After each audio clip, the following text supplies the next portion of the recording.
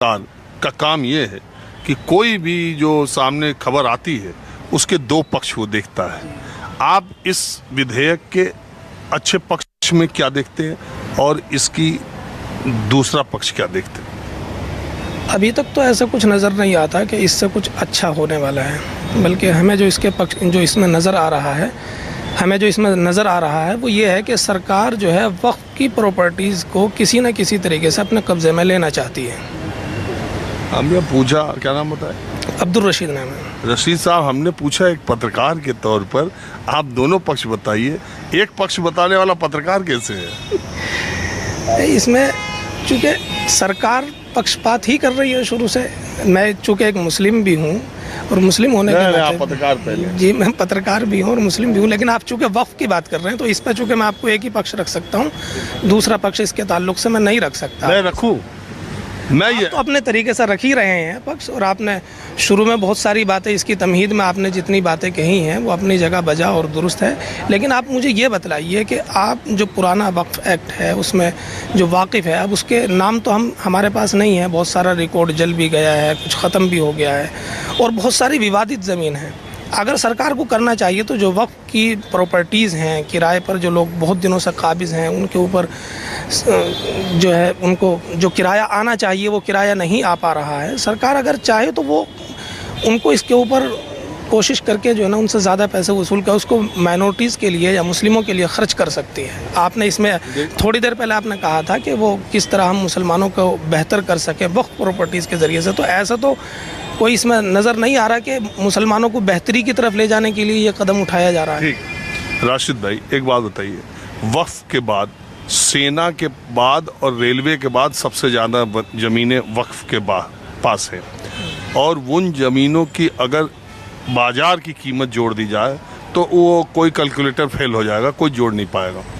तो मैं ये कह रहा था राशिद भाई कि उसमें ये भी बात लोग कह रहे हैं, जो मंत्री जी ने कहा कि 163 करोड़ रुपए सालाना कमाई होती है। अगर वो मतलब सामान्य बुद्धि भी लगाई जाए तो इतनी ज़मीन से उसका इनकम कितना हो सकता है, और वो मुसलमानों के ही वेलफेयर में, उनकी ही बेहतरी में खर्चा किया जा सकता है अगर ये थोड़ा ट्रांसपेरेंट हो, इसका रख रखाव, इसका मैनेजमेंट हो, कुछ लोगों का कब्जा ना हो। और दूसरी बड़ी बात जो उन्होंने कहा है कि इस वक्फ बोर्ड में जो आज तक महिलाएं नहीं होती थी, 2 महिलाओं को भी उसमें रखा जाए, तो ये तो अच्छी बात नहीं लगती। नहीं, महिलाओं को रखा जाए इसमें कोई बुरी बात नहीं है, आप रख सकते हैं। लेकिन बात यह है कि अभी तक जो वक्फ बोर्ड है वो भी तो सरकार के अधीन ही था। जो वक्फ कमेटी बनाता है वो उसे सरकार ही बना रही थी ना, हम तो नहीं बना रहा। आम मुसलमान तो नहीं बना सकता ना उसको, कोई मुसलमान ऑर्गेनाइजेशन चला रहा है और उसको एक हॉस्पिटल कायम करना है, वो वक्फ बोर्ड के पास जाए अपने एप्लीकेशन लेकर के, तो सरकार तो नहीं करती थी उसको कि भाई इसको चलो वक्फ बोर्ड की ज़मीन है इसको दे दी जाए, या अब दे देगी। ऐसा कुछ है? आप बताएं मुझे। सरकार ने ना अब ऐसा कुछ है ना पहले ऐसा कुछ था।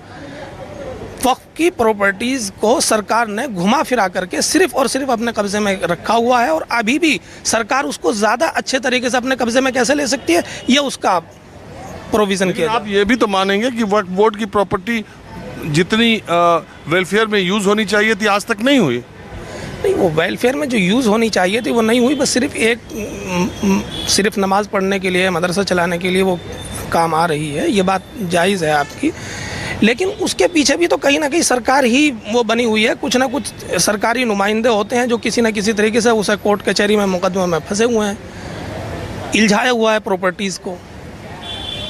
आंकड़े कुछ।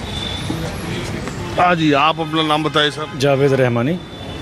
जावेद साहब, मैं आपसे ये जानना चाह रहा हूँ, ये जो सरकार का ये कहना कि हमने कुछ नया नहीं किया, ये सच्चर कमेटी की सिफारिशें, ये सच्चर कमेटी ने कहा था कि भाई इसमें दखल देना चाहिए, इसमें इसकी ट्रांसपेरेंसी होनी चाहिए, और पार्लियामेंट्री कमेटी की रिपोर्ट 1976 में जो रिपोर्ट आई थी कि ऑडिट होना चाहिए, इसका ऑडिट नहीं होता। हम तो इसमें ट्रांसपेरेंसी लाने की बात कर रहे हैं, तो इसका विरोध क्यों हो रहा है?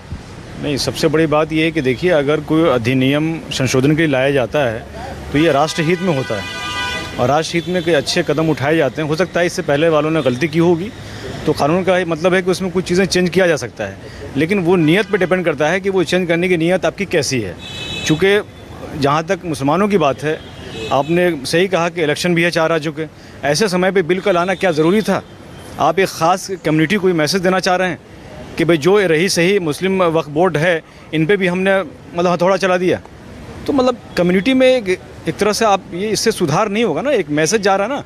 अगर आप वाकई आपकी नीयत ठीक है, आप करना चाहते हैं, तो आप पहले एम्स ले लीजिए। कितने एम्स हमारे जो हमारे दिल्ली में, नई दिल्ली में एम्स हैं, उस पैमाने का मुझे 4 नाम बता दीजिए इंडिया में। तो काम करने की ज़रूरत तो ये है ना, आप कानून ला के 10 कानून ले आइए, लेकिन ज़मीन पे उस पर क्या काम हो रहा है वो देखना चाहिए। और मुझे खुशी है कि सरकार ने इसको कम से कम लगा सरकार को कि इससे पिछली सरकारों ने गलती की थी। हो सकता है अब जो सरकार आएगी वो भी एक एक्सटेंशन ले आएगी। ये कोई यहीं पे बात ख़त्म नहीं हो रहा है, आगे भी रास्ते खुले हुए हैं। लेकिन कुछ कमियां हमारे यहाँ भी थी, मतलब चूँकि जितने वक्फ के औकाफ की ज़मीनें हैं, पूरे हिंदुस्तान की बात कर रहा हूँ मैं, यहाँ पे जो उसका सर्वा होता है वो मुसलमान ही होता है। ठीक है, सरकार द्वारा मनोनीत किया जाता है, तो कहीं ना कहीं झोल तो था। बहुत लोग हैं जो मठधारी बैठे हुए थे, जो आम लोगों तक उसकी कभी भनक भी नहीं पहुँची कि हमारे वेलफेयर के लिए क्या काम हो रहा है। तो अगर सरकार की ये नीयत है तो स्वागत के लायक है, लेकिन ये समय गलत है।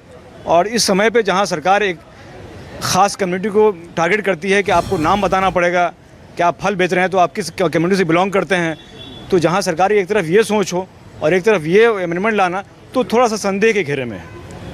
अच्छा, बहुत सारे लोगों का ये भी कहना है कि ईसाइयों के चर्च के पास भी बहुत ज़मीनें हैं, हिंदुओं के मंदिरों के ट्रस्ट में भी बहुत सारी ज़मीनें हैं, अब सिखों के गुरुद्वारों के पास भी बहुत सारी ज़मीनें हैं जो धार्मिक कार्यों के लिए लोगों ने दान दिए हैं। बहुत सारे मंदिर हैं जिनको कि लोगों ने अपनी ज़मीनें दान की हैं, अपनी संपत्तियां दान की हैं। तो ऐसे मामलों में भी क्या हिंदुओं के जो सरकार हर जगह बनाती रहती है उसमें, हाँ, इसमें एक बात यह है कि वक्फ बोर्ड में गैर मुस्लिम 2 सदस्यों को भी शामिल करने की बात है। बहुत ऐतराज़ इस बात को है कि इस्लाम को मानने वाला एक मुसलमान दीन के लिए अपनी ज़मीन दान करता है, और जब वो उसका बोर्ड बनता है वक्फ बोर्ड, तो उसमें 2 गैर हिंदू की मौजूदगी क्यों होनी चाहिए, जबकि ये पूरा धार्मिक कार्य है। तो अगर यही पैमाना है तो ईसाइयों के भी जो संस्थान हैं, ज़मीनें हैं, उसको मैनेज करने वाले लोग हैं, हिंदुओं के जो मंदिरों के ट्रस्ट हैं, जो दूसरे धर्मों के लोग हैं, तो वहाँ भी गैर उस धर्म के लोगों को मनोनीत करना चाहिए। ऐसा नहीं हो रहा, ये सिर्फ मुसलमानों